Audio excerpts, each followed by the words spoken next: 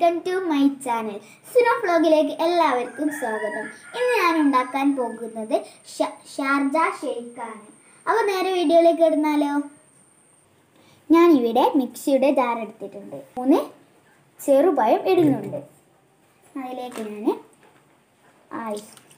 കുറച്ച് കട്ടപ്പാൽ ഒഴിക്കുന്നുണ്ട്.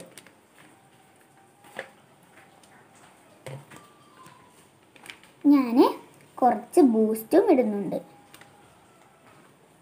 ആവശ്യത്തിന് പഞ്ചസാര ഇടുന്നുണ്ട്. ഇതെല്ലാം ഒന്ന് അടിച്ചെടുത്തിട്ട് വന്നാലോ. അപ്പോൾ അടിച്ചെടുത്തിട്ടുണ്ട്. ഇനി നമുക്കിതൊരു ഗ്ലാസ്സിലേക്ക് ഒഴിക്കാം.